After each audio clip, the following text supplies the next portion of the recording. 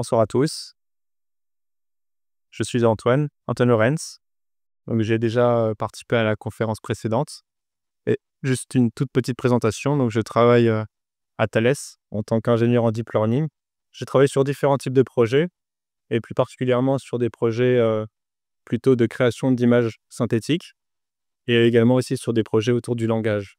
Donc création de chatbots pour des projets clients, etc.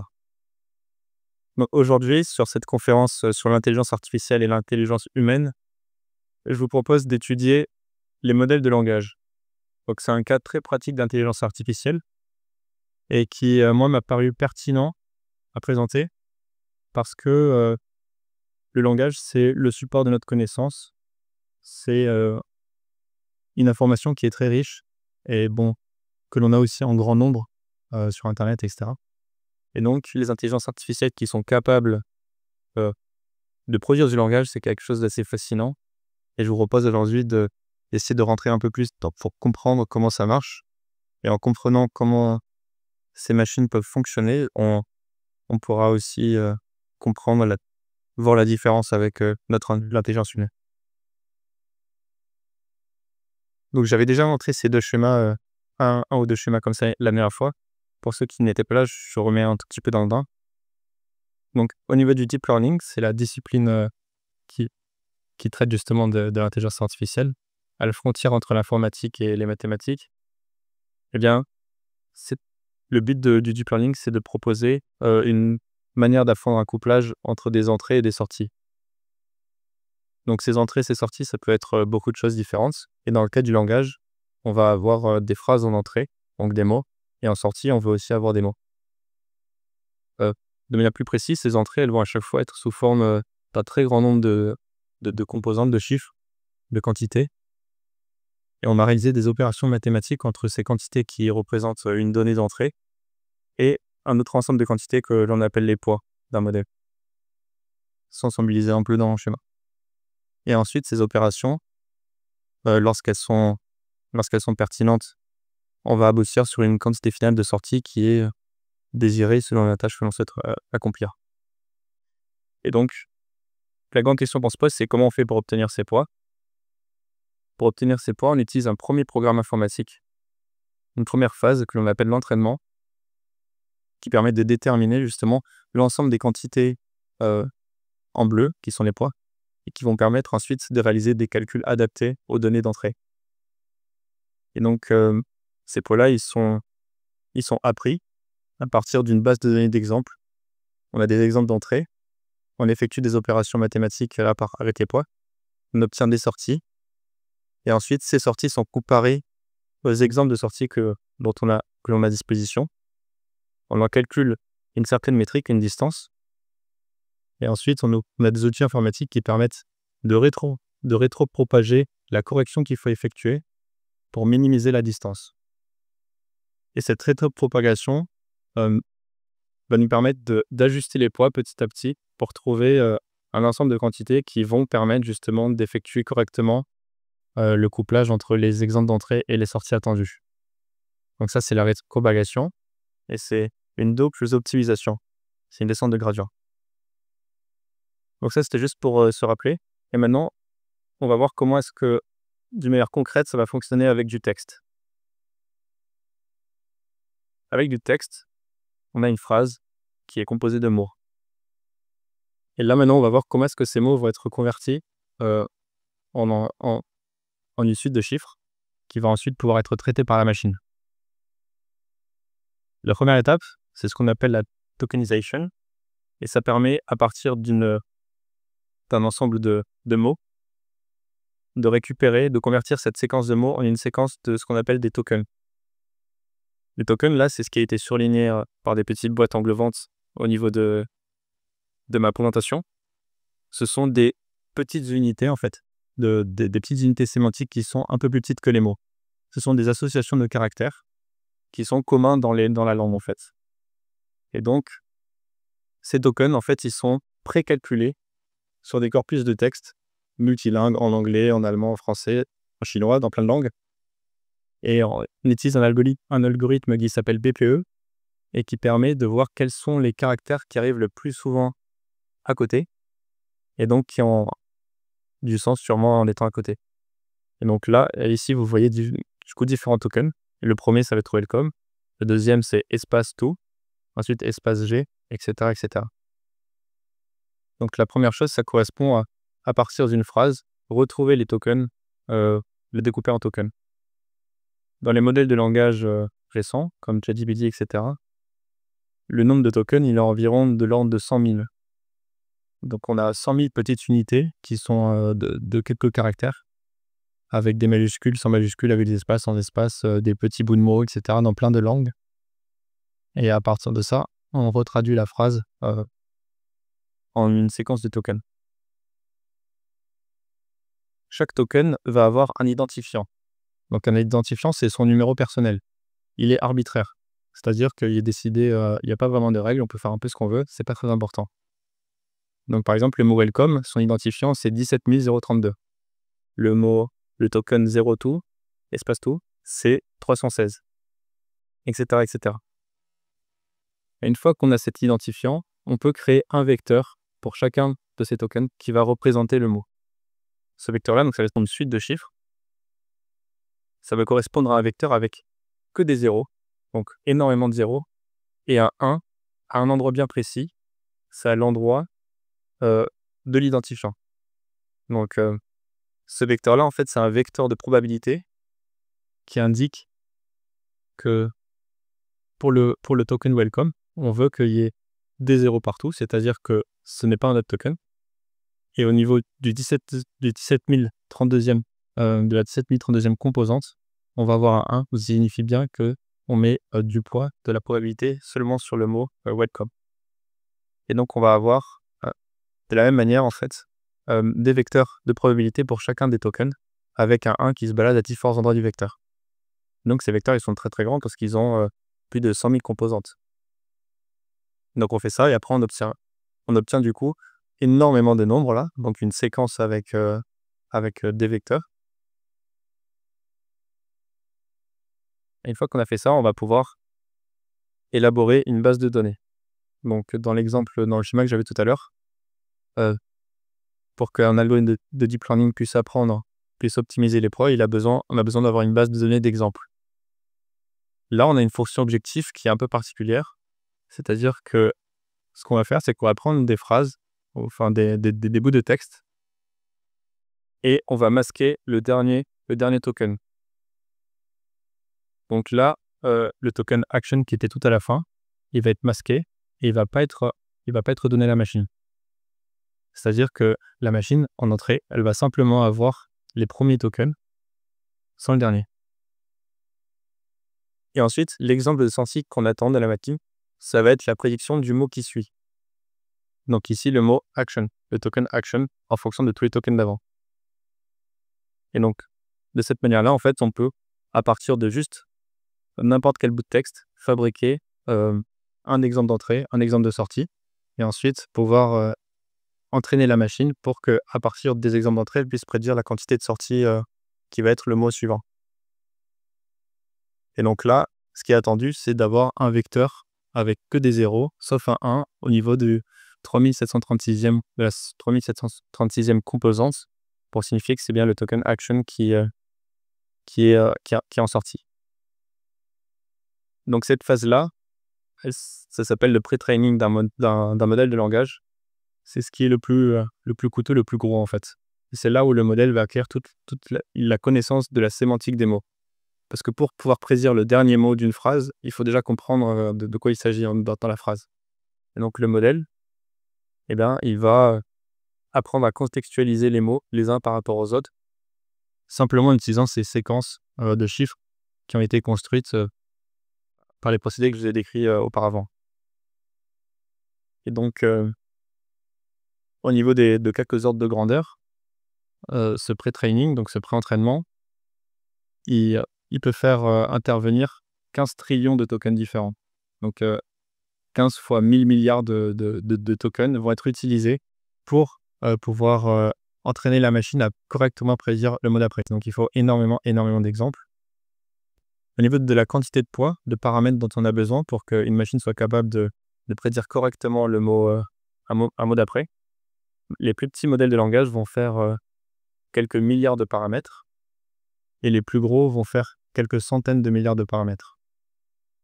Et donc, pour donner un exemple, ça représente une dizaine de gigas de stockage et pour les plus gros, ça représente des centaines de gigas, donc presque un petit disque dur entier juste pour le modèle. Donc ça, c'est en termes de poids. Et ensuite, pour que cet entraînement soit stable, c'est-à-dire que la boucle d'optimisation puisse effectivement converger et trouver des poids, il faut avoir beaucoup d'exemples en même temps pour que la machine puisse avoir un signal d'apprentissage qui soit suffisamment propre. Et en ordre de grandeur, ça donne les séquences qui sont choisies sont de l'ordre de 4000, de 8000 tokens à chaque fois. Donc là, j'ai pris juste 15 tokens pour que ça rentre sur la slide. Mais lorsque c'est entraîné, ça prend entre 4000 et 8000 tokens. Et la taille des batchs, c'est-à-dire le nombre de phrases que l'ordinateur voit en parallèle pour pouvoir faire sa prédiction et ensuite rétropropager, c'est de l'ordre d'un millier de séquences de ce type-là. Et donc ça demande d'avoir plusieurs milliers de GPU qui vont tourner en parallèle pour faire les prédictions. Ensuite, regarder à quel point la prédiction est erronée, calculer la distance et rétropropager pour actualiser les poids et ensuite faire une prédiction une prochaine fois qui soit un petit peu plus ajustée. Donc ça, c'est la première phase. Et telle quelle, en fait, la machine qu'on obtient, l'algorithme, cet algorithme de complétion de mots, il n'est pas utilisable tel quel, en fait. C'est-à-dire que avoir une machine qui est capable de prédire le mot d'après, donc c'est très bien. Mais il y a des petits soucis sur le fait que si je pose une question, je ne suis pas sûr qu'après une question, j'ai une réponse. Par exemple, il y a plein de textes qui posent une question, puis une deuxième, puis une troisième, ou ça peut être plein de choses, en fait. Ça ne va pas forcément dire que ce qui va être prédit et ce qui est réaliste au niveau de mes données textuelles, ça va forcément être des choses qui sont intéressantes pour moi en tant qu'utilisateur.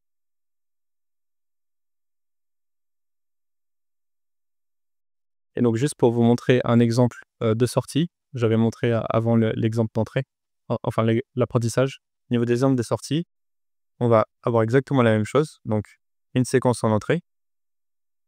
Et ensuite, la machine a été entraînée à prédire le mot d'après. Et donc en sortie, elle va avoir un vecteur de probabilité avec sûrement beaucoup de zéros. Il y a quelques endroits où il va y avoir des choses qui sont un peu plus que zéro. Et donc c'est à ces endroits-là où il va y avoir en fait les prédictions, c'est-à-dire quels sont les mots les plus probables, les tokens les plus probables qui peuvent succéder à la séquence qui a été mise en entrée. Et donc là, par exemple, il y a 3 mots qui seraient possibles. Il y a le token action avec 65% de probabilité selon le modèle, le mot real avec 10% et progress avec 6%. Et ensuite, une fois qu'on a établi ces probabilités-là, donc la machine les donne, pour pouvoir fabriquer un texte, on va choisir un de ces mots-là. Donc soit on peut choisir le mot qui est le plus probable et on le met à la suite, soit sinon ce qu'on peut faire, c'est qu'on peut échantillonner selon la loi de probabilité donnée par le modèle. Ça veut dire que ce qu'on peut faire, c'est on peut dire 65% des fois je vais tirer le mot action, 10% des fois je vais choisir le mot real et 6% des fois je vais choisir le mot progress pour avoir un peu de diversité très bien. Et donc il y a différentes manières d'échantillonner le modèle et de fabriquer les tokens. Et une fois que j'ai obtenu le token, et bien ce que je fais, c'est que je recommence. C'est-à-dire que le token action, je le fais passer dans la séquence d'entrée. Et ensuite, je utilise l'algorithme pour me calculer le mot qui suit encore une fois après. Et donc, je vais avoir une boucle qui va me permettre d'inférer et de créer mon texte. On appelle ce type de modèle des modèles autorégressifs. C'est-à-dire ce sont des modèles qui produisent une sortie et la sortie est rajoutée dans sa future entrée et il va continuer en boucle jusqu'à, par exemple, générer un token spécial qui dit fin du texte, qu'on ne verra pas forcément, mais dans ce cas-là, après, on pourra s'arrêter quand on obtiendra un token spécial. Et donc ça, c'est la manière dont fonctionnent les modèles de langage. C'est pas la seule manière de procéder pour modéliser du texte. On n'est pas forcément obligé de prédire le mot d'après. Il y a d'autres approches qui diffèrent un peu. Celle-ci étant la plus simple.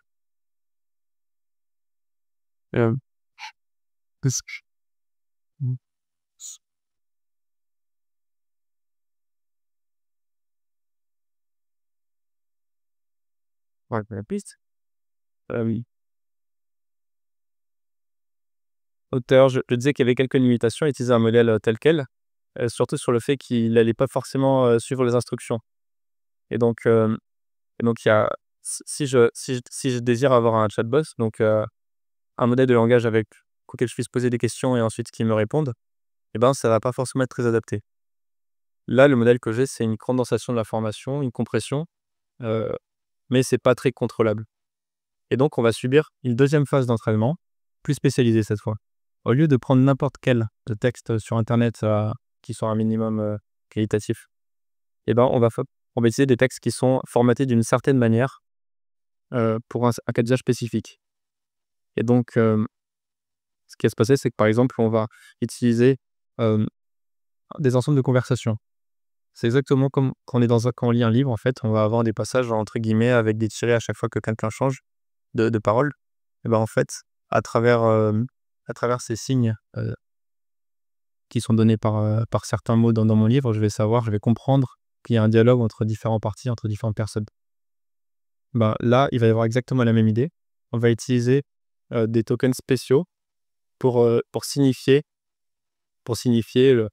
qui parle, heu, dans quel ordre et cetera. Donc on va utiliser un formatage et ça ressemble à ça. Donc ça a l'air pas très beau comme ça. Donc en fait, fondamentalement, là, il y a 3 messages. Il y a un message qui dit: «Tu es un assistant utile» et j'ai surligné qui le dit, c'est le système. Je vais expliquer ce qu'est le système. Ensuite, il y a un mot, et ensuite il y a la phrase, heu: «Qui êtes-vous?» qui est, qui est écrite par l'utilisateur. Et ensuite, il y a la réponse de l'assistant qui dit: «Je suis un assistant utile fabriqué avec Llama 3», qui est un modèle de méta. Et donc, les conversations, elles vont avoir en général 3 rôles. Donc un rôle utilisateur, qui représente l'humain qui va parler avec l'intelligence artificielle et un rôle assistant qui correspond à la réponse de la machine. Et on a un rôle qui est un peu caché, que en tant qu'utilisateur, on voit pas forcément, qui est le rôle système. Ce rôle système, il a pour vocation de donner des informations générales au modèle, à l'intelligence artificielle, sur la conversation qu'il est en train d'avoir. Ça peut donner par exemple, une entreprise peut dire, le nom de son entreprise et cetera pour que Chatbot sache que c'est un chatbot de cette entreprise et y répondre, de la bonne manière. Heu, on peut aussi mettre des directives sur la manière de s'exprimer, être poli et cetera. On peut mettre toutes sortes de directives qui sont générales pour la conversation et donc en fait, on va ensuite, continuer le pré-training, mais sur des textes de ce type-là, en fait. Donc le modèle va continuer à prédire les mots suivants, mais seulement sur des textes qui sont formatés de cette manière-là et ça va nous permettre d'utiliser ce type de formatage à nous dans des conversations pour obtenir des réponses qui sont, désirées parce qu'on a fabriqué des conversations où l'intelligence artificielle était utile, en fait et répondait, suivait les questions, était obéissante, était polie et cetera. Donc tout ça, c'est fabriqué par du texte spécialisé et ensuite, une fois que l'intelligence artificielle va ensuite on va continuer le pré-training et du coup, l'intelligence artificielle, le modèle de langage qui en résulte va effectivement avoir, toutes les qualités qu'on a injectées dans ces textes-là, dont, celui qu'on veut le plus, c'est-à-dire l'utilité, le fait qu'ils suivent les instructions et donc ça, c'est la manière dont fonctionnent les modèles de langage pour prédire et pour interagir avec nous en tant qu'humains.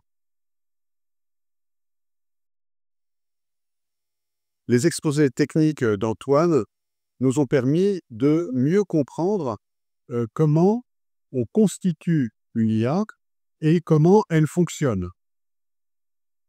Et à cette lumière, je voudrais maintenant dégager la spécificité de l'activité de l'IA et situer cette activité par rapport à l'activité de l'intelligence. Et frère Inamari tout à l'heure fera un inverse. Du point de vue de l'intelligence humaine vers l'IA. Pour ce faire, il nous faut repartir de 2 conclusions établies lors de la précédente conférence. Première conclusion. Oups. Oh, oh,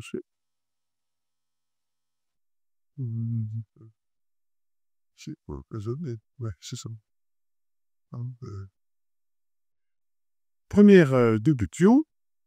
D'une part, l'IA est une machine au sens où elle n'a pas la nature d'un vivant et encore moins d'un vivant intelligent.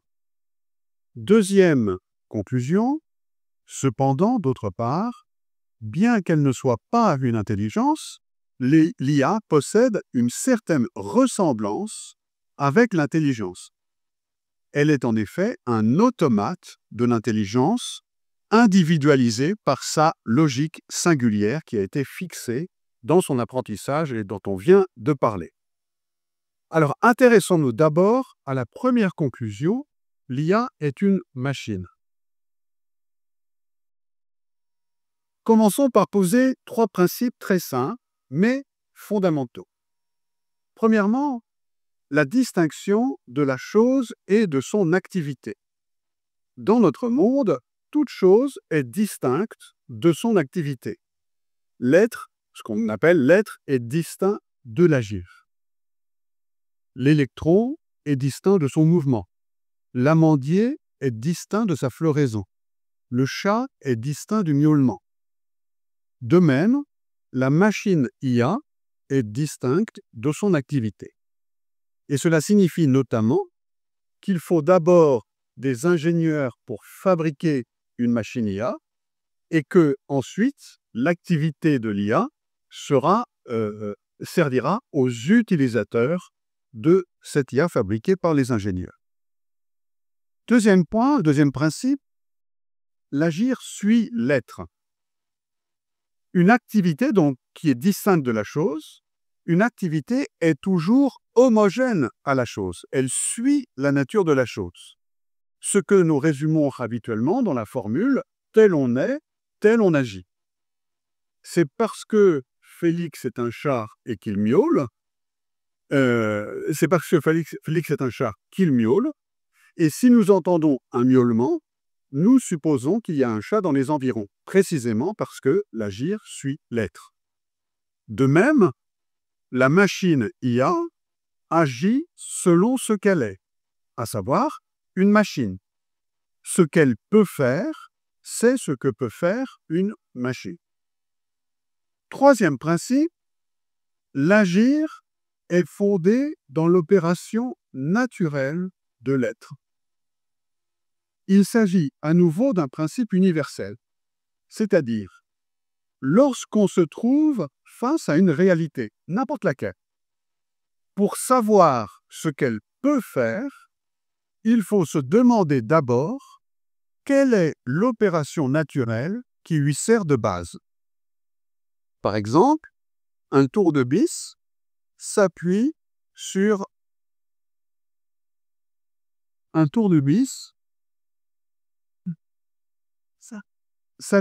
la dureté naturelle de l'acier. Un pneu s'appuie sur l'élasticité et la rugosité naturelle du caoutchouc. Un médicament s'appuie sur les vertus naturelles du principe actif. De même, la machine IA est insérée dans un ordinateur et un ordinateur se base sur l'opération naturelle du courant électrique. Je vais y venir. Pour comprendre ce que fait et peut faire l'IA, il faut donc revenir au courant électrique. Ça paraît bête, mais en fait, c'est important. Et situer cette opération naturelle parmi les autres opérations naturelles. En gros, une opération naturelle a 2 dimensions. La première dimension, que dans le schéma j'ai représenté dans les ordonnées, est celle de la perfection de l'activité elle-même. Par exemple, plus un moteur est puissant, et plus la force qu'il développe dans son activité est importante. De même, plus un ordinateur est puissant, plus qu'il calcule rapidement. Dans cette dimension de l'intensité, de la perfection de l'opération en elle-même, les opérations sont comparables selon le plus et le moins.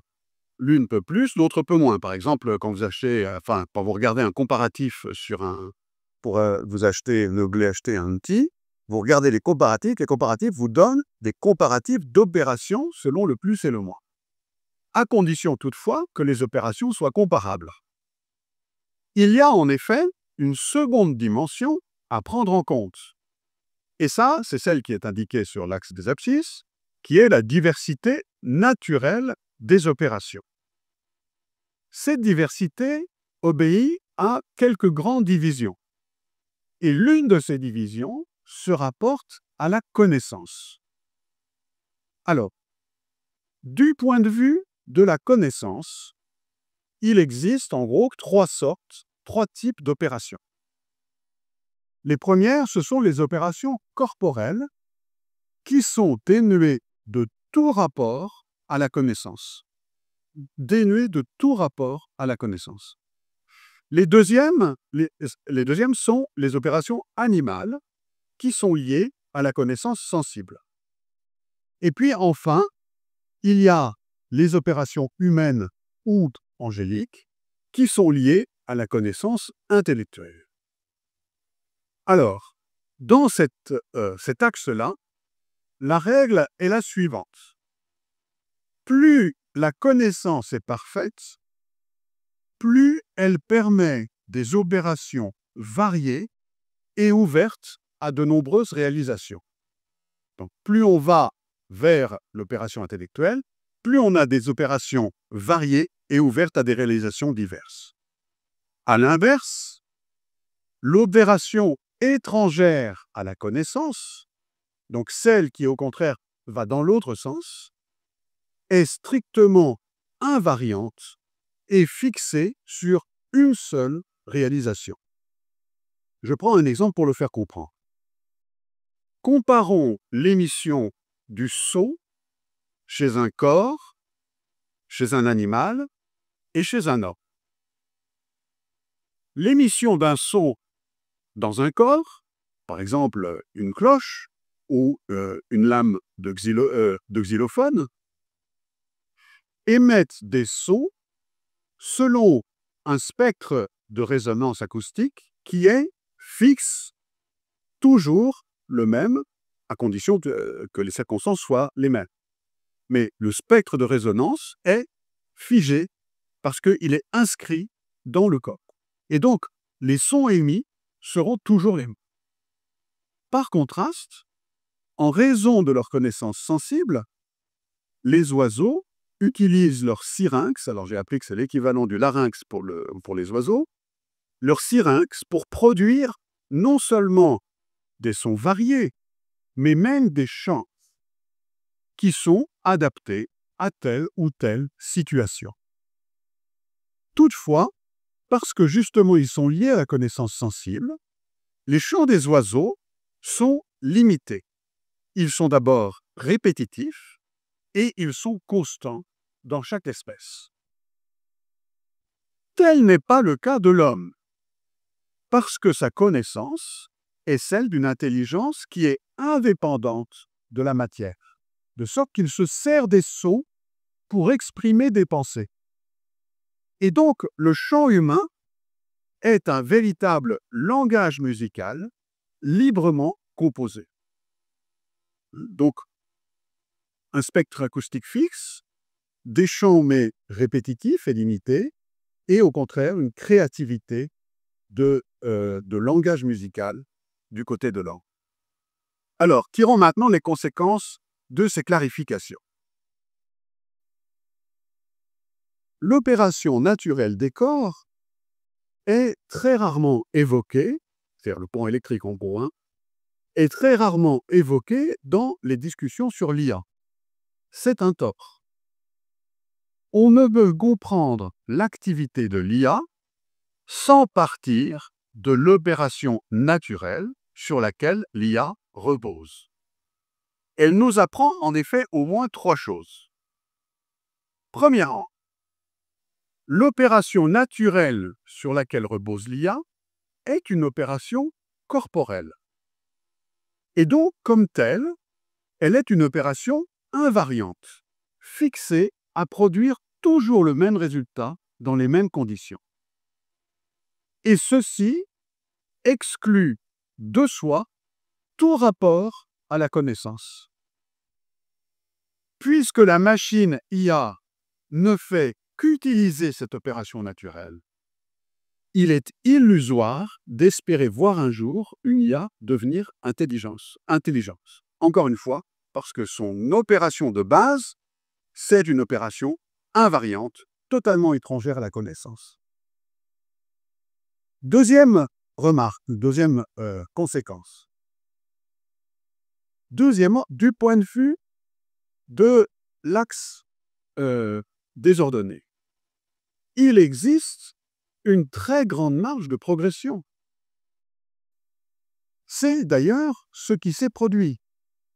L'amélioration exceptionnelle de la capacité de calcul des processeurs, qui n'est rien d'autre qu'une maîtrise accrue de l'opération naturelle des électrons, a permis l'essor de l'IA que nous connaissons aujourd'hui. Tout à l'heure, Antoine nous disait qu'on est avec des matrices, des vecteurs qui font dans les 100 000 lots pour chaque token. Vous imaginez la puissance de calcul qu'ils font pour traiter ça. Troisièmement, ce progrès dans l'ordre vertical, dans l'ordre désordonné, ce perfectionnement, permet d'atteindre une certaine similitude entre l'opération d'une machine IA et l'opération de l'intelligence. Donc, il n'y a aucune chance de devenir une intelligence, mais par la puissance de calcul, par le perfectionnement des processeurs et de l'utilisation de l'opération naturelle, on peut arriver à obtenir des ressemblances avec l'opération de l'intelligence. C'est pour cela que l'IA, c'est ce qui fait de l'IA un automate de l'intelligence. Alors, je veux insister sur ce point. Le succès actuel de l'IA a été obtenu non pas en se rapprochant de quelque manière de l'activité de pensée, mais en utilisant mieux l'une des opérations naturelles les plus pauvres et les plus éloignées de l'intelligence, un simple flux électrique. Pour imiter l'intelligence, il a fallu partir de ce qui est à l'opposé de l'intelligence. Et ce paradoxe n'est qu'apparent. En effet, parce qu'elle est une opération très pauvre, l'opération des électrons est aussi extrêmement invariante, prédictible, ce qui rend son utilisation extrêmement fiable dès lors qu'on arrive à la maîtriser. Et songeons qu'aujourd'hui, une unité de processeur dernier cri maîtrise un flux d'électrons passant au travers de 200 milliards de transistors. 200 milliards de transistors dans un petit processeur. Enfin, petits sont moins petits maintenant, mais comme la taille, mais quand même. 200 milliards comme par unité de calcul. Et donc, on est arrivé à maîtriser l'opération des électrons, le flux électrique, d'une manière incroyable. Se reposer sur une opération naturelle très pauvre a cependant comme contrepartie qu'il faut un immense effort d'ingénierie pour perfectionner un usage de cette opération adapté aux besoins de l'IA. Donc, tout ça pour dire que je suis beaucoup plus impressionné par l'ingéniosité des ingénieurs qui arrivent à faire une IA avec du flux électrique, que par l'idée que ça pourrait un jour devenir une intelligence. J'ai aucun espoir de ce côté-là. Quoi suivant? Cet effort d'ingénierie comporte de nombreuses couches dont je voudrais juste évoquer les principales. Dans le premier étage, on utilise la propriété d'un flux de s'écouler ou de ne pas s'écouler pour avoir le support physique d'une logique binaire, 0 ou 1, vrai ou faux, oui ou non. Le transistor sert à faire d'un flux une source de logique. Cette logique binaire peut alors être utilisé comme un code pour n'importe quelle instruction ou n'importe quelle donnée, dès lors qu'on peut les coder de manière binaire. La deuxième étape, le deuxième étage plutôt de la fusée, s'appuie sur le premier pour manipuler les données. Selon l'image, je vais ici reprendre l'image du physicien Feynman, on peut comparer ce deuxième étage à un employé aux archives qui serait absolument idiot et à qui on donnerait des instructions ne demandant aucune réflexion et avec comme principale instruction de trouver une fiche, de lire une donnée et de la retranscrire sur une autre fiche. Là, je viens juste de décrire la machine de Turing. Par conséquent, un ordinateur peut faire tout ce qui est réductible à cette tâche. Et il a fallu des trésors d'ingéniosité pour parvenir à faire à nos ordinateurs tout ce qu'il faut aujourd'hui à partir d'une procédure aussi stupide. C'est très compliqué d'arriver à refaire des choses intelligentes à partir d'un employé aussi bête. Il faut tout réinventer, les mathématiques, pas le tout. Dans le troisième étage, nous trouvons les nombreuses applications de l'informatique avec au sommet les IA. Bien. Ce qui apparaît par ces quelques rappels, c'est que le travail d'ingénierie de l'informatique consiste à exploiter au maximum les ressources de l'opération naturelle du flux électrique. Tout ce qui est édifié au-dessus d'elle repose sur elle. Or, cela signifie aussi que tout ce qui est édifié au-dessus de l'opération naturelle est contraint par les limites de l'opération naturelle. Ainsi, ce qui rentre dans un ordinateur n'y rentre que si c'est réductible à un signal numérique. Et le signal numérique n'y rentre que s'il est lui-même réductible à des suites de 0 et de peu. De même, un ordinateur ne sait faire des opérations que si elles sont réductibles à des jeux d'instructions, de lecture, d'écriture et de comparaison terme à terme entre des données. Et l'IA n'échappe pas à ces contraintes, puisque c'est sur elle qu'elle s'appuie. Elle s'appuie sur le simple, cette opération naturelle de l'électron.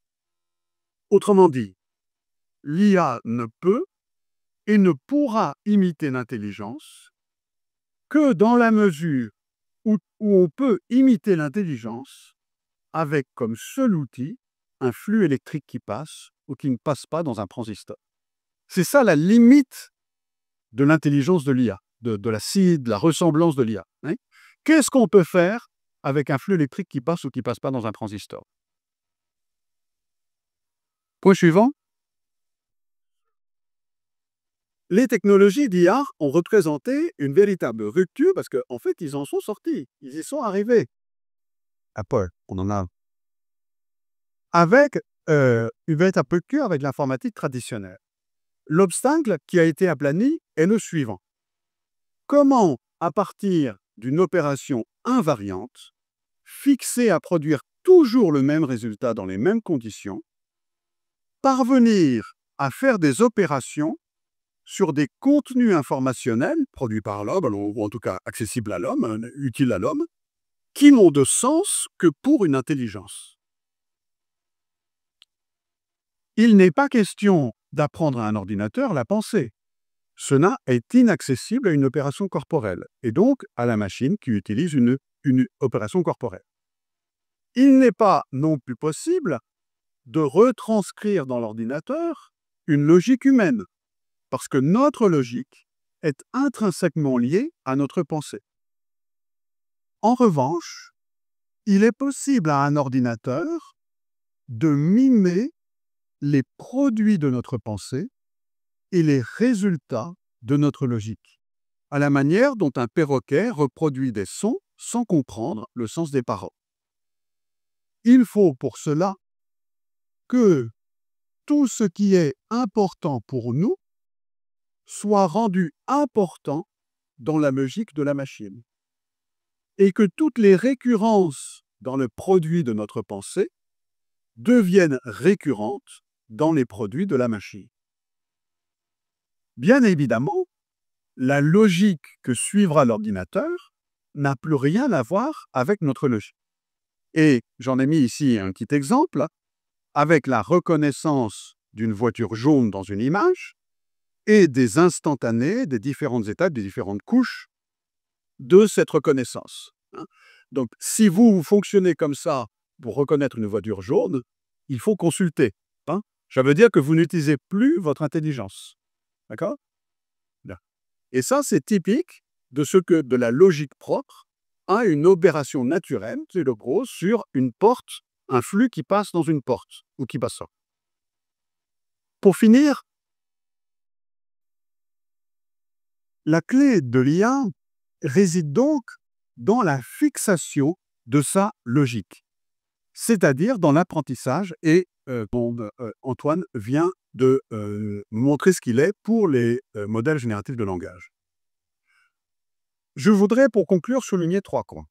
D'abord, l'apprentissage, c'est la mise en place d'une logique qui est dédiée au type d'imitation que l'on attend de l'ordinateur.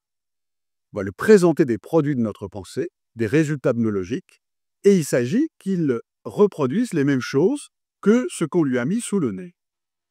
Et cette mise en place est progressive parce que nous savons ce que nous voulons obtenir. Mais le chemin pour l'obtenir est précisément ce qu'il faut mettre en place. Oui? Donc nous, on a le résultat voulu dans la logique.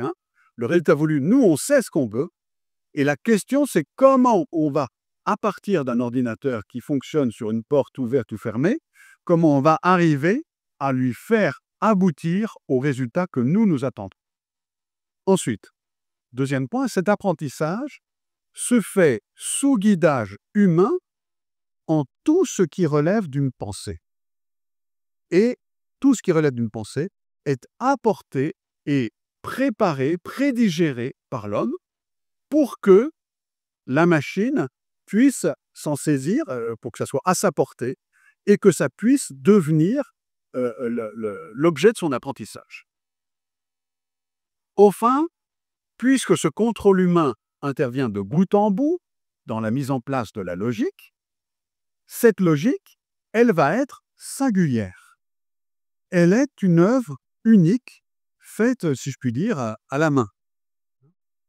Ça ne veut pas dire qu'on ne va pas utiliser des outils standardisés, des statistiques, etc. Mais ce que je veux dire, c'est que ce que Antoine nous a montré tout à l'heure, c'est qu'en fait, au final, c'est des humains qui regardent les résultats et qui disent « bon, bah là, ça ne va pas, comment est-ce qu'on va améliorer ça, comment est-ce qu'on va obtenir un meilleur résultat, comment est-ce qu'on va obtenir une meilleure réponse, etc. » Et que tout ça, c'est de l'artisanat, en fait.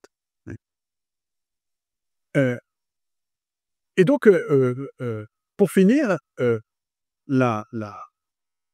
cet accomplissement qu'est l'IA me semble absolument remarquable compte tenu de ce dont il part, ce dont on part, un courant électrique qui passe ou qui ne passe pas dans une porte, et en revanche, pas très excitant ou pas très fascinant quand on le compare à l'intelligence, parce qu'en réalité, par nature, il ne fait que mimer des choses qu'on lui a données à mimer.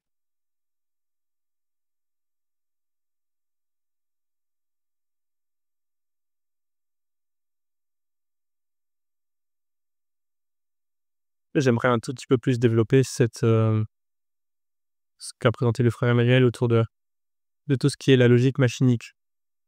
Donc moi, ce que j'ai présenté, c'était justement les moyens qui étaient mis en œuvre pour aboutir à une série d'opérations mathématiques avec des quantités qui étaient trouvées, etc. Et une fois qu'on obtient ces poids, qu'on a fixé notre notre algorithme, on obtient donc une machine qui est capable d'effectuer les opérations que l'on attend d'elle. Et les questions qu'on se pose maintenant, c'est comment est-ce qu'on comprend, comment est-ce qu'on va pouvoir utiliser sereinement cette machine. C'est la notion d'explicabilité. Donc il y a un pan de la recherche en intelligence artificielle, en deep learning, qui essaye d'apporter des éléments de réponse pour permettre de mieux comprendre les opérations sur lesquelles on aboutit la phase d'entraînement, en fait. Et donc c'est quelque chose qui est assez ardu.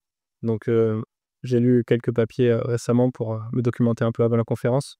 Et il y a 2 notions qui ressortent en termes d'explicabilité. Donc il y a d'abord l'explicabilité et l'interprétabilité.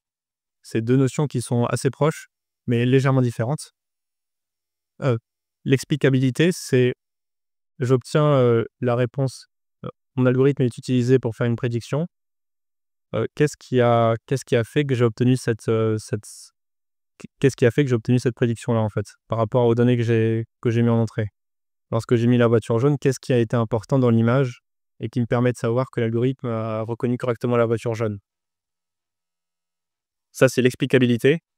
L'interprétabilité, c'est mais qu'est-ce qu'a fait la machine pour, à partir de toutes les couleurs que j'ai mis côte à côte pour faire une voiture jaune, qu'à la fin, elle me sorte le bon numéro de la classe qui dit que c'est une voiture jaune? Comment est-ce que ça a marché entre les deux pour lier cette entrée à cette sortie-là, avec ces opérations-là? Est-ce qu'on comprend les opérations qui ont été effectuées ou est-ce que c'est hors de notre portée pour rationaliser?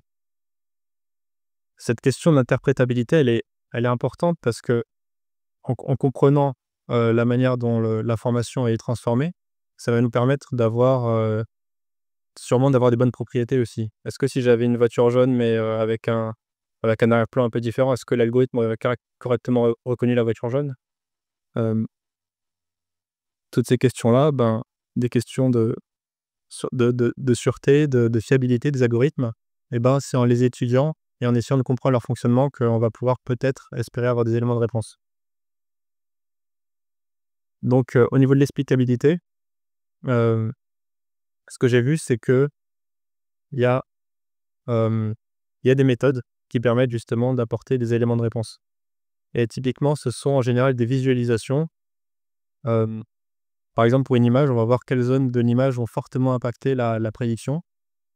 Et donc, si on reprend l'exemple de la voiture jaune, on aimerait que les endroits de l'image qui ont le plus importé pour le calcul de la quantité finale de la prédiction, ce soit effectivement les zones qui correspondent bien à ce que nous, on reconnaît comme la voiture jaune. Donc au contour, etc. Et donc, on a ça pour les modèles d'images, mais également pour les modèles de texte, de génération de texte, on a exactement les mêmes choses. C'est-à-dire qu'on a des visualisations qui permettent un petit peu de savoir quel mot a été rapproché de quel mot au niveau du traitement, de telle manière à ce qu'il soit compris dans un contexte qui soit plus intéressant. Et donc tout ça, ça nous permet d'avoir des visualisations, mais est-ce que ça nous permet vraiment de comprendre pourquoi est-ce que ça a été mis ensemble ou pas? Et donc ça, c'est la question plutôt de l'interprétabilité. Et jusqu'à présent, en fait, lorsqu'on travaille justement sur des machines qui sont aussi grandes et qui ont des tâches aussi compliquées, ça devient très, très, très complexe d'avoir des explications ou de comprendre, en fait, les opérations qui sont effectuées.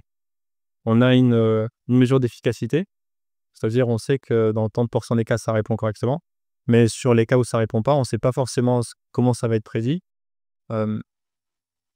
Et la difficulté, justement, c'est cette histoire d'interprétabilité. Et donc, dans certains cas précis, il est possible de reconstituer un peu comme on fait du reverse engineering, c'est-à-dire comme si on regardait les opérations qui ont été effectuées, c'est-à-dire les différents poids, et à partir de ça, on essaye de comprendre ce que signifie l'opération. Comment est-ce que ça signifie? Dans le sens, est-ce que c'est proche d'une opération que nous, humains, on connaît et qui a du sens d'une manière particulière pour nous? Parce que l'opération escalée, c'est une opération qui transforme de la donnée. Mais est-ce que c'est pas proche de quelque chose qu'on connaît, qui a du sens et qui dit: «Ah mais oui, c'est logique de faire telle opération sur tel type de données», et cetera. Et donc ça, c'est possible, mais sur sur des exemples assez précis. Par exemple, lorsqu'on entraîne une machine à prédire le résultat d'une somme, dans certains cas, une somme modulaire, et ben, là, il y a une structure mathématique très particulière des données d'entrée qui peut suggérer une manière de résoudre la solution. Et effectivement, il y a des ingénieurs, des chercheurs qui ont montré que le réseau de neurones avait convergé vers une solution où on pouvait écrire quasiment un algorithme avec des outils mathématiques que l'on connaît et qui reproduit presque la même chose que ce que fait le réseau de neurones, avec des opérations qui ont du sens pour nous, des transformés de Fourier, etc. Mais ça, c'est dans des cas très précis, en fait. Et lorsqu'on est sur des tâches qui sont beaucoup plus compliquées, comme la modélisation du langage, et ben là, d'un coup, ça devient infiniment plus complexe. Et pour terminer, en fait, j'aimerais mettre en parallèle avec l'informatique plus classique. En informatique classique, on va avoir un développeur qui va écrire un code qui va être la solution au problème qui est posé. Et en fait, la solution, lorsqu'elle est écrite, c'est déjà le cheminement de pensée du développeur, en fait. C'est déjà une abstraction de la situation qui fait appel à son intelligence et à la compréhension qu'il en a. Et ensuite, il va écrire un code qui va être exécuté par la machine, etc. Et lorsqu'on fait ça, en fait, eh ben, c'est beaucoup plus proche de notre intelligence, en fait. C'est parce que c'est déjà le truc de l'intelligence, c'est déjà des opérations qui ont du sens. Et donc, et du coup, cette intuition est tellement vraie que on peut même démontrer mathématiquement que certains algorithmes vont produire certains résultats. Par exemple, que votre GPS va trouver le plus court chemin. S'il utilise tel type d'algorithme dans certaines conditions, ben, on peut assurer à 100% et le démontrer mathématiquement que ça va bien être le cas, en fait. Et avoir une certitude à 100% mathématique comme ça signifie qu'en fait, la procédure qui est employée est connue, est comprise, maîtrisée. Dans un cas où les opérations sont découvertes d'une certaine manière par un algorithme, une phase d'entraînement, et qu'on obtient ensuite des opérations qui s'enchaînent les unes les autres géométriques, et ben là, c'est pas le fruit d'un cheminement de pensée, c'est pas une résolution en fait, c'est une solution qui satisfait certaines contraintes. Et là, la solution qu'on obtient, et ben, elle n'a pas du tout ces bonnes propriétés, on n'est pas capable de la comprendre facilement en tout cas. Et le fait que ça fasse appel à des vecteurs qui ont de telles dimensions, on n'a plus aucune intuition sur ce que représentent les opérations. Donc il y a trop de chiffres pour que ça puisse rentrer dans notre tête, en fait. Et donc là, on voit vraiment une différence entre la manière dont on va opérer la machine et transformer la donnée, et la manière dont nous, on va essayer de comprendre ça, et la manière dont on résout un problème, en fait. Merci Antoine. Nous sommes beaucoup attardés jusqu'ici sur l'intelligence qui n'est pas une intelligence, l'intelligence artificielle. Pour terminer, je voudrais parler un peu de l'intelligence qui est une intelligence, à savoir l'intelligence humaine. Et pour éclairer cela, je voudrais faire un grand zoom arrière. Et puis, dans un deuxième temps, on retrouvera nos problématiques sur l'intelligence artificielle. Je voudrais repartir de la hiérarchie des différentes créatures de l'univers.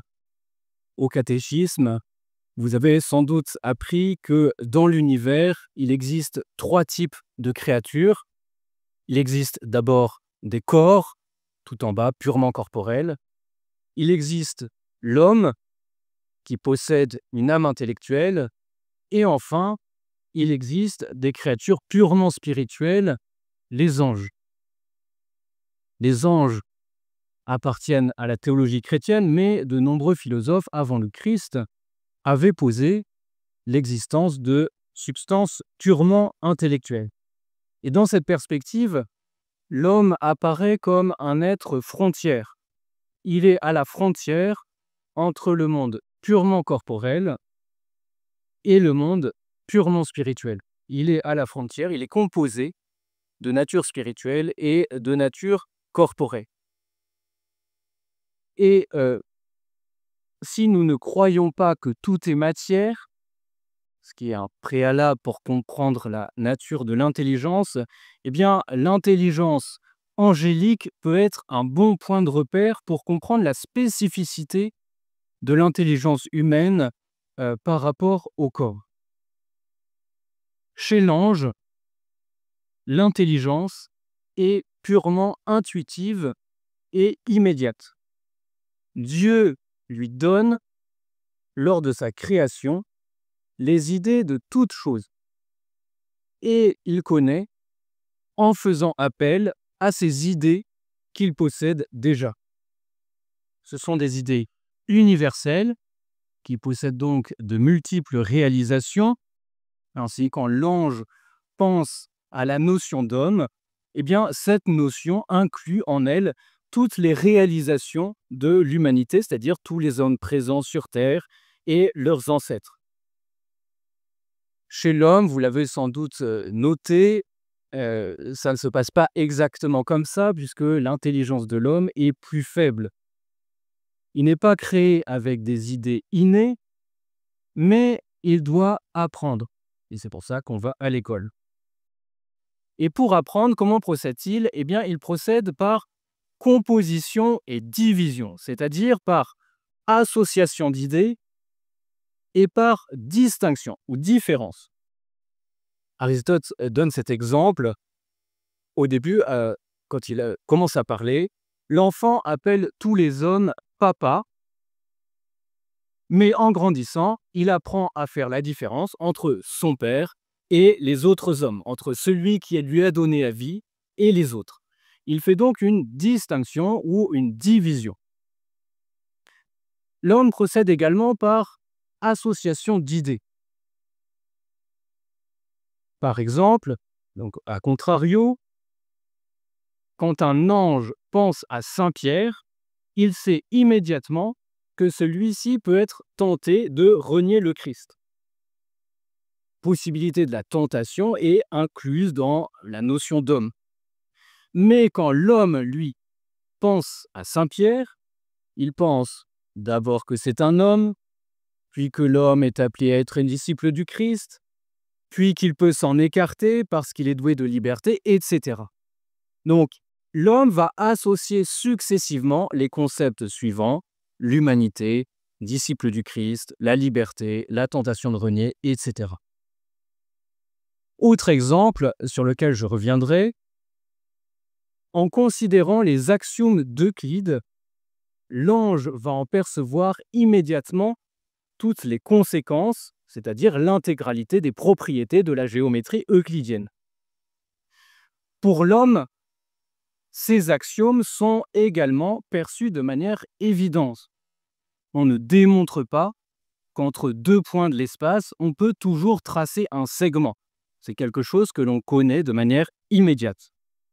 En revanche, il faut des siècles pour en déduire tous les théorèmes qui vont pouvoir être démontrés à partir de ces axiomes. Il y a donc chez l'homme tout un processus laborieux d'apprentissage.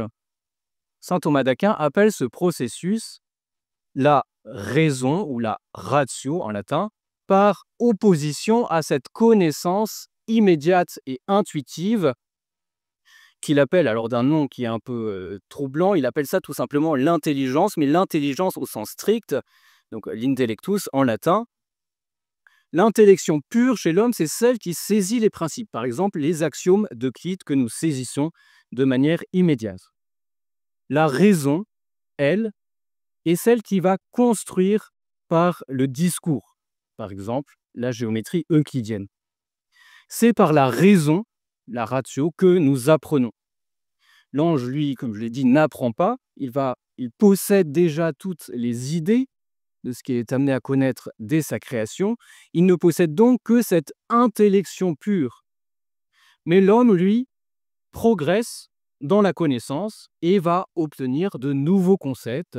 Et donc la raison, cette raison discursive, lui est nécessaire pour parvenir aux idées qu'il n'a qu'en faible nombre du fait de la faiblesse de son intelligence. Par exemple, pour obtenir le concept d'ordinateur, l'homme doit d'abord connaître les notions d'opération arithmétique et logique, la notion de programme, la notion de machine, et en associant tout cela, eh bien, il va obtenir la définition du Larousse, l'ordinateur est une machine automatique de traitement de l'information. Donc saint Thomas d'Aquin distingue l'intellectus, l'intelligence pure, et la ratio, la raison, en affirmant que la ratio, donc qui est caractéristique de l'homme, est l'ombre de l'intellectus, de l'intelligence qui caractérise les anges. Les anges la possèdent à l'état pur. La lumière intellectuelle des hommes, en quelque sorte, est voilée par rapport à la lumière intellectuelle des anges. La raison, c'est la saisie pénible et pas à pas d'un concept, alors que l'intellectus est sa saisie intuitive et immédiate. D'où vient cette différence entre l'intelligence angélique, qui connaît tout très facilement, et la raison humaine? Eh bien, cela vient du fait que l'homme est corporel. L'ange va puiser dans les idées qu'il a reçues lors de sa création, alors que l'homme puise sa connaissance dans les images qu'il reçoit des sens. C'est à partir de ces images qu'il va former des concepts par un procédé qu'on appelle l'abstraction. L'homme qui rencontre un ordinateur pour la première fois est sans doute surpris, il ne sait pas ce que c'est, mais à force de rencontrer des ordinateurs dans beaucoup de bureaux, et il va en venir, toujours par association d'idées et distinction, il va en venir à comprendre ce que c'est. L'ordinateur peut faire des opérations mathématiques comme une calculatrice, mais il permet également de répondre aux courriers, d'écrire de longs textes, etc. Et ainsi, il va parvenir, comme je l'ai décrit, à la définition de l'ordinateur. Mais une fois en possession de cette définition, il possède un concept universel qui pourra s'appliquer à différents types d'ordinateurs. Un peu comme l'ange, il possède désormais une idée universelle, même si elle est peut-être plus pauvre que celle de l'ange. Même si l'homme n'a rencontré dans sa vie que des PC, l'homme ne sera pas surpris devant un Macintosh. Il va reconnaître que c'est également un ordinateur. Cet accès à l'universel est caractéristique de l'intelligence humaine, de l'intelligence, et elle n'existe pas dans l'intelligence artificielle. Si l'on a entraîné l'IA à reconnaître des images d'ordinateur à partir de PC, je parle sous le contrôle d'Antoine, elle sera nécessairement limitée par ce biais et sera sans doute incapable de dire qu'un Mac est aussi un ordinateur. C'est tout le problème des biais de données qui est une limite de l'intelligence artificielle qu'on abordera dans la prochaine conférence. Pour dépasser cette limite, il faudrait que l'intelligence artificielle ait accès à l'universel, c'est-à-dire qu'elle soit intelligente. Donc l'homme est à la frontière entre le monde spirituel et le monde corporel. Il est doué d'intelligence comme les anges, au sens où il parvient à l'universel, mais la manière d'y parvenir est liée à la matière. Il n'y parvient que selon un processus temporel, un processus pénible, en raison de sa corporéité. Nous pouvons maintenant mieux saisir la différence entre intelligence humaine et intelligence artificielle. Pour l'exprimer dans les termes que j'ai avancés, l'intelligence artificielle imite le processus rationnel, mais pas l'intellectus.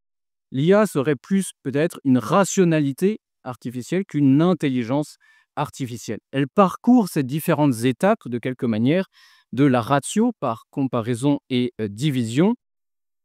Et on a vu tout à l'heure avec Antoine, Antoine nous a expliqué comment ChatGPT associait un mot à un autre, un token à un autre token. Mais en réalité, l'intelligence artificielle n'est même pas tout à fait une rationalité, parce que le propre de la rationalité chez l'homme, c'est d'être guidé par l'intellectus, par l'intelligence pure, afin de produire ces notions universelles. Et il n'y a rien de cela chez l'intelligence artificielle. L'homme pose les axiomes d'Euclide, et va ensuite construire la géométrie euclidienne en vue d'une meilleure connaissance de la vérité. Mais l'intelligence artificielle, elle, ne possède ni le point de départ, ni la finalité. Elle va être seulement capable d'assister l'homme dans ce processus rationnel. On peut, pour terminer, illustrer cela par l'expérience de pensée de la pièce chinoise qui est emblématique de la différence entre intelligence artificielle et intelligence humaine. Cette expérience de pensée, elle a été énoncée par John Searle, un philosophe, en 1980. Et cette expérience de pensée est la suivante. John, donc l'auteur prend son propre nom, John est un individu qui est enfermé dans une pièce avec des piles de fiches en carton sur lesquelles sont inscrites des sigles qu'il ne comprend pas. Il reçoit dans sa langue maternelle des règles syntaxiques qui lui permettent d'associer ces fiches entre elles, exclusivement au travers de la forme de ces sigles qu'il ne comprend pas. Ensuite, une fois qu'il a compris comment ça marchait, ce qu'il devait faire, eh bien, il va recevoir par un trou des nouvelles fiches. Et grâce à ces nouvelles fiches, il doit les associer avec des fiches qu'il a déjà reçues préalablement et rendre une nouvelle association de fiches. Donc, c'est un jeu qui est de la simple manipulation de fiches à partir de règles reçues et expliquées dans la langue maternelle. Et vous voyez le lien ici avec les axios. Mais, du point de vue de ceux qui organisent ce jeu, ou cette expérience, eh bien, les fiches portent des caractères en chinois. Et John est chargé de faire des phrases. Par le trou, il reçoit des questions. Et grâce aux règles du jeu, il est capable de fabriquer une réponse et de la renvoyer. Et ainsi, John fait comme s'il parlait chinois, mais en réalité, il ne parle pas chinois, il n'a même pas besoin de savoir que les Chinois existent, et il ne comprend rien aux sigles qu'il manipule. Donc, pour ceux qui organisent l'expérience, il y a de l'intelligible de part en part. Pour John, qui fait cette manipulation, il n'y a rien d'intelligible. Selon cette expérience de pensée, eh bien John s'est tellement entraîné à manipuler les fiches que les interlocuteurs ne sont pas capables de distinguer ses réponses de celles d'un locuteur natif, qui est chinois. Donc John est capable de passer le test de Turing en chinois, alors qu'il ne connaît pas un mot de chinois. C'est très fort. Et cela montre donc que l'intelligence artificielle ne fait que de la manipulation de mots, caractéristique d'une certaine manière de la ratio, de la raison, mais qu'elle n'a aucun intellectus, aucune perception de la signification de ces mots. L'intelligence artificielle ne lit pas à l'intérieur des choses, et c'est l'étymologie de l'intelligence, intus legere en latin, lire à l'intérieur. L'intelligence artificielle ne fait que manipuler des concepts. Donc chez l'ange, il n'y a que l'intellectus. Chez l'intelligence artificielle, qu'une certaine imitation de la ratio. Chez l'homme, une raison qui est orientée par cet intellectus. L'intelligence artificielle, c'est donc un outil qui renvoie l'homme vers ce qui lui est propre. Ce qui lui est propre, c'est l'intelligence au sens strict, l'intellectus qui le rapproche d'une certaine manière des anges. Ensuite, c'est à l'homme de voir s'il se restreint à ce que fait l'IA, cette manipulation de concepts, ou bien s'il s'appuie sur cet outil pour remettre en valeur son intelligence.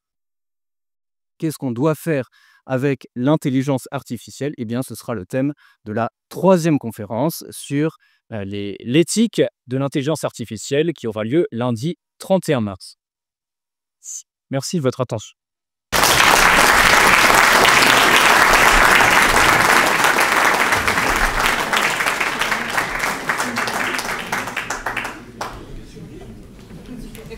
Nous pouvons avoir un temps de discussion maintenant. Oui. L'IA générale, est-ce que c'est vraiment accessible? Est-ce que c'est pas un mirage?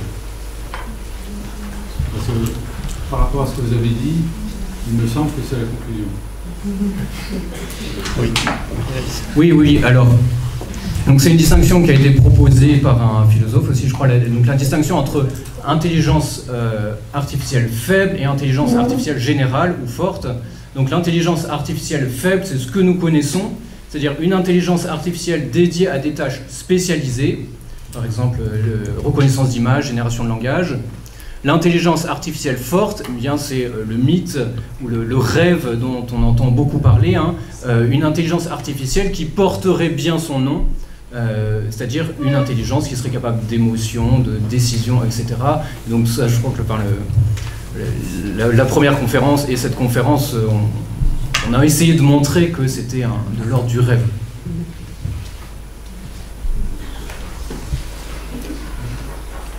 Oui.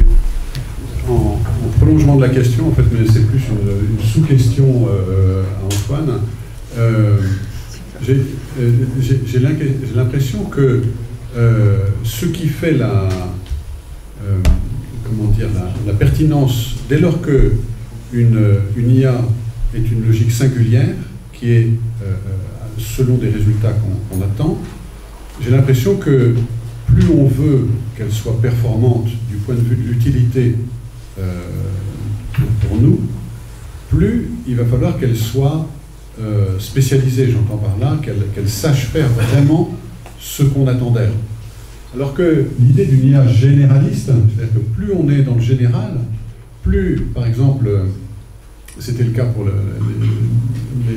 les LLM, c'est que quand on utilise des lexiques qui utilisent tous les types de langage, tous les types de dialectes, tous les types de réponses, tous les types, etc., on est face avec de telles masses de données qu'en définitive, c'est beaucoup plus difficile d'arriver à quelque chose d'assez pertinent.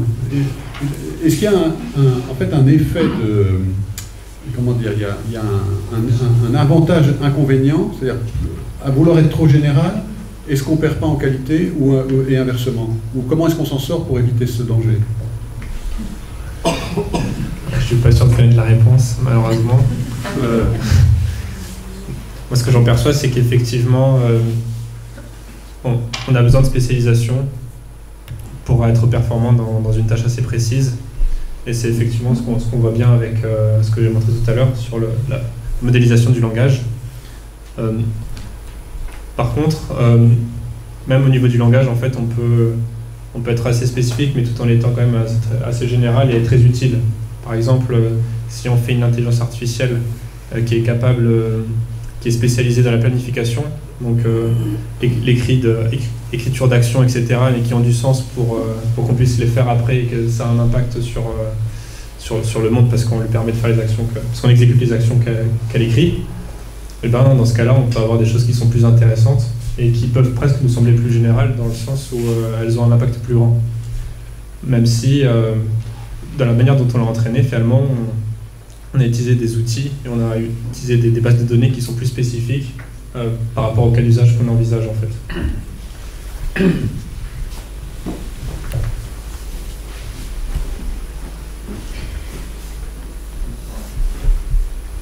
Cette relation entre l'intelligence artificielle et notre religion chrétienne, notre Église chrétienne.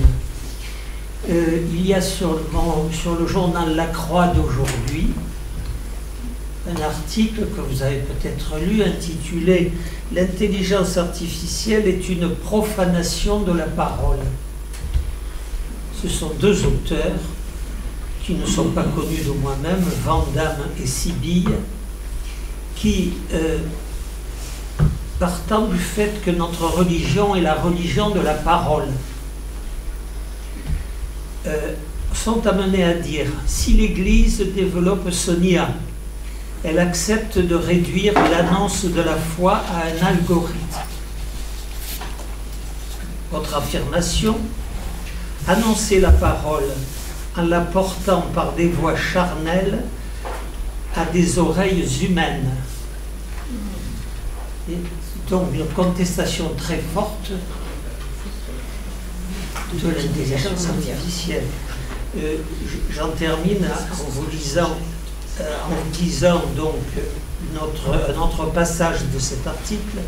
S'agit-il pour l'Église de rechercher le moyen le plus efficace pour annoncer la foi par l'intelligence artificielle, ou de porter humblement le mystère d'une parole ne se transmettant que de bouche à oreille? Qu'en pensez-vous?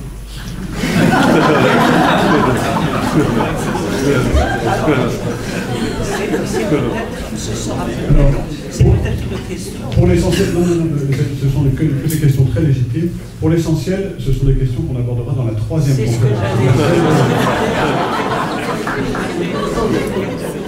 C'est ce que j'allais Celle sur l'éthique. Elles surgissent évidemment. Cela dit, juste pour revenir à notre sujet de ce soir, en réalité, la profanation de la parole, elle arrive dès que l'évangile ou la parole de Dieu est réduit à une pensée ou à une parole mécanique. Oui. Et de ce point de vue-là, il y a par exemple un certain langage administratif, y compris ecclésial, ou une certaine manière de réduire la foi chrétienne à un discours sans pensée, oui, qui est lui aussi une certaine profanation de la parole. Ce que je veux dire, c'est que, en fait, oui, la question se pose parce que la foi chrétienne fait d'abord appel à l'intelligence. Hein, elle demande une intelligence, et pas simplement des éléments de langage ou de la production de langage ou de la production de signifiants ou de la mécanique langagière. Donc la langue de Buis est déjà un peu une première forme d'IA.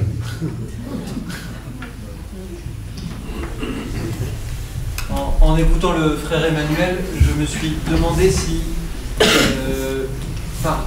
parler de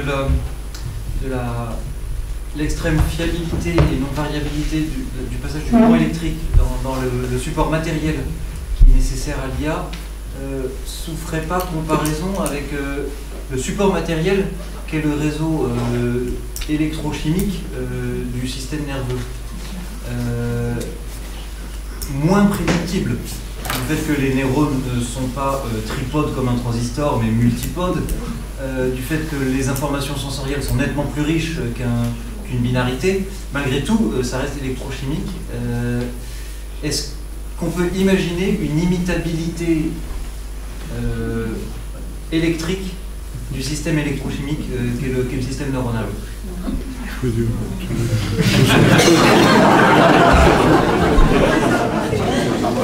J'ai une petite idée de la réponse, mais je la soulève quand même parce que vous êtes... Non, mais vous avez raison, évidemment.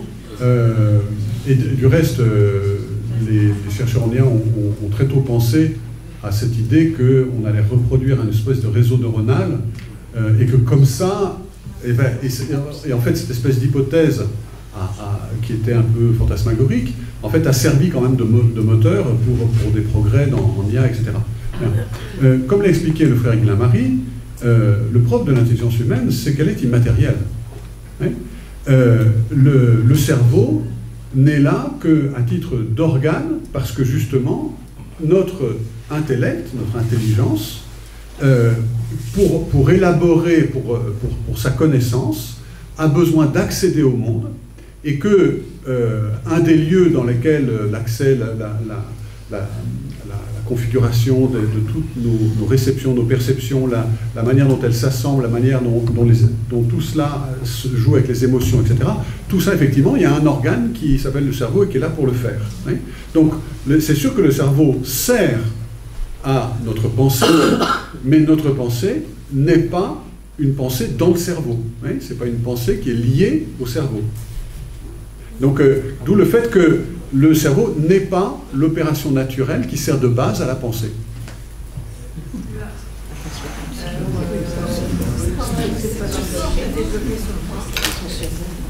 Oui.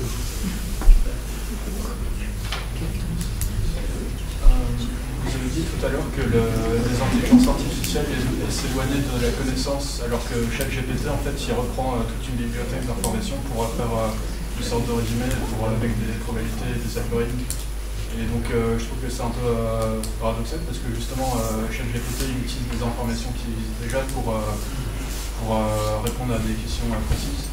Et vous avez dit que les IA s'éloignent des connaissances, donc pas très bien.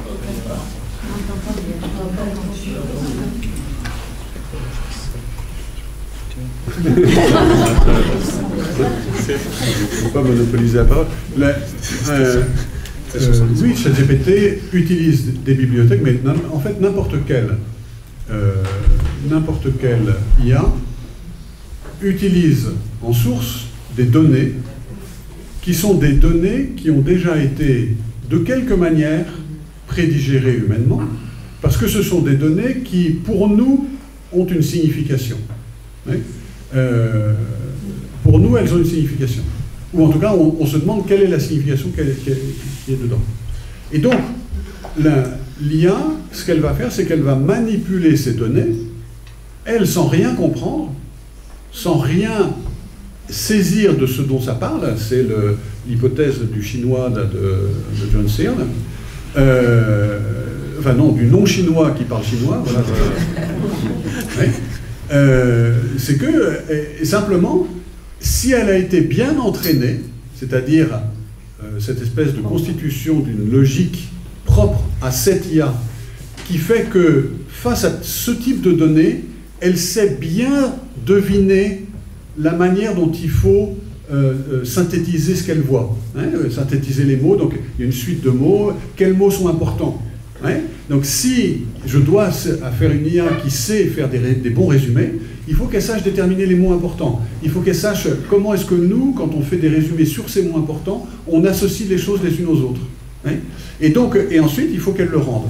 Et donc la bonne IA, c'est celle qui mime, qui sait faire comme vous feriez, simplement, elle ne sait pas du tout de quoi il s'agit. Hein. Pour elle, ça n'est que des tokens, c'est-à-dire des séries de nombres, hein, qu'elle traite en raison de ce que nous pratiquons, des associations, telle manière de différencier, telle manière d'extraire. Une question qui m'adresse à l'ingénieur. Oui. Est-ce que vous considérez que l'avènement de l'ordinateur quantique va simplement booster la puissance de l'IA, ou va-t-elle remettre en question le système même?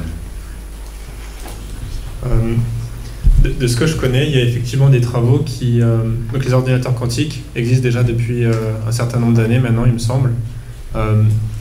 Et on n'est pas encore sur la suprématie quantique, où les ordinateurs quantiques sont capables d'effectuer beaucoup plus d'opérations que les ordinateurs classiques. Et donc jusqu'à présent, les ordinateurs quantiques ne sont pas capables d'effectuer autant d'opérations que les ordinateurs classiques. Et une des limitations des ordinateurs quantiques, ça va être le fait ils ont besoin, on peut pas mettre n'importe quel type d'algorithme dessus. Et donc pour répondre à votre question, il existe des travaux de recherche qui essayent justement de mélanger le deep learning et les opérations quantiques. Pour l'instant, c'est pas forcément quelque chose qui marche forcément très très bien ensemble à cause du type d'opération qui est permis par ce matériel. Les ordinateurs quantiques, dans la manière dont ils fonctionnent, ils ne sont pas forcément très très adaptés pour faire les calculs que l'on fait beaucoup en machine learning, qui sont des multiplications matricielles. On fait énormément de multiplications et de sommes, et les ordinateurs quantiques, ils ne savent pas forcément faire ça aussi rapidement que ce que font par exemple les GPU. Du coup, pour l'instant, ça ne semble pas forcément être le hardware, donc le matériel qui semble le plus pertinent. Après, peut-être qu'il y aura bien sûr des travaux de recherche qui permettront d'augmenter ces possibilités-là. Et alors, ce qu'on obtiendrait, c'est du matériel plus rapide, plus performant. Et je pense que peut-être que ça permettrait sûrement plus de... Enfin, je ne sais pas trop ce que ça permettrait avec plus de... Mais ça ne remettrait pas en cause le principe même de l'IA actuelle. Non, ça ne remettrait pas en cause peut-être que ce serait plus rapide, etc. Mais ça ne va pas nous inventer plus de théorie en fait. Donc peut-être que les entraînements qui durent des mois dureront des jours ou peu plus courts. Peut-être que ça coûtera moins cher, mais ça ne va pas remettre en cause. Ça va pas remettre en cause la manière dont on utilise ces algorithmes et dont on conçoit en fait, et la manière dont ils répondent. Le support matériel est décorrélé des performances. Le support matériel va permettre une rapidité d'exécution, un coût, mais les performances qu'on obtient de ce matériel-là, il vient de la conception des algorithmes qu'on a et de la quantité de données qu'on a surtout. Et ça ne va pas changer même avec l'avènement des ordinateurs quantiques. Deuxième question. Pardon, s'il vous plaît, juste pour les autres. Bref, est-ce qu'il y a une définition vulgarisée de l'ordinateur quantique? Accessible peut-être la ça me permet de... avec l'ordinateur quantique, en fait, on essaye une autre opération naturelle comme support de l'informatique. D'accord ? Et en l'occurrence, ce sont si je me rappelle bien, ça joue sur l'indétermination quantique, c'est-à-dire que c'est ce qui fait que, en fait, un des secteurs de recherche les plus prometteurs pour l'ordinateur quantique, c'est le domaine de la crypto. Hein, parce que tout ce qui a besoin de clés de chiffrement, eh ben, en fait, il n'y a que si vous avez la même, comment dire, les mêmes conditions d'expérience ou d'actualisation d'un système quantique que vous pouvez obtenir le même résultat. Et c'est à la fois parfaitement prédictible, et en même temps, si vous n'avez pas la clé, vous ne pouvez pas la trouver. C'est tellement, comment dire, on est dans des probabilités tellement complexes que... Donc l'ordinateur quantique, en fait, c'est un autre... au lieu de fonctionner sur un flux de courant, on fonctionne sur des actualisations de particules avec toute l'indétermination qui est attachée aux particules élémentaires. Mais voilà. Deuxième question, nombre de détracteurs de l'IA parlent bien entendu de la peur qu'inspire l'IA. Quelle est la réponse que vous faites, les trois d'ailleurs, face à cet argument, ce contre-argument? Oui, donc effectivement, j'ai entendu la réponse, c'est la 3e conférence, mais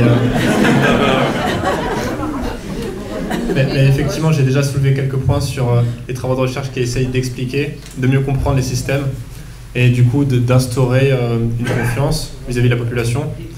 Et il y a aussi, finalement, ces conférences-là, etc., le fait d'avoir une peur ou pas, ça vient de la connaissance de la chose, en fait, pour avoir une juste mesure de ce que c'est, de comment l'utiliser, de comment se positionner aussi.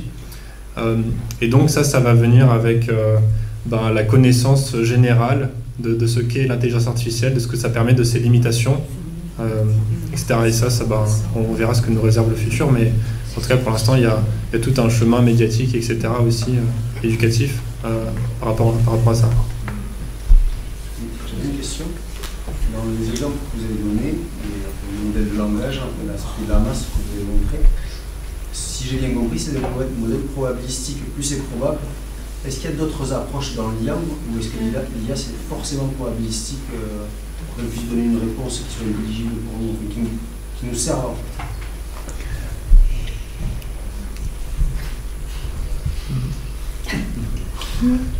Effectivement, ce que je vous ai montré là, c'est la sortie du modèle, c'était bien une distribution de probabilité, donc des nombres qui indiquent les probabilités du mot suivant. Il y a, dans tous les cas, oui, il y a une notion de probabilité de certitude en fait dans les calculs qu'on fait, qui est plus ou moins cachée dans les modèles après, mais à chaque fois on va toujours retrouver quelque chose de similaire finalement. Fondamentalement, tous ces modèles génératifs qui fabriquent de la donnée, ce sont tous des modèles, ce sont tous des estimateurs statistiques d'une donnée par rapport à un contexte ou par rapport à quelque chose d'autre. Et donc à chaque fois, ce qu'on va avoir, d'une manière cachée ou pas, d'une manière plus ou moins compliquée pour les ingénieurs, mais ça va à chaque fois être une distribution sur qu'est-ce que ça peut être, etc. Et à chaque fois, on va avoir comme exemple une distribution discrète, c'est-à-dire des exemples en fait, et on va inférer une distribution ensuite qui va être apprise par rétropropagation. Mais oui, à chaque fois, on va avoir une distribution, en tout cas sur le modèle génératif. Pas d'autre approche Non, enfin pas que je connaisse. Peut-être que si, mais en tout cas, moi je ne vois pas comme ça.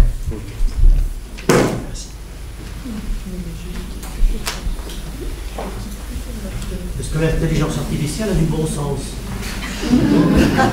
Non.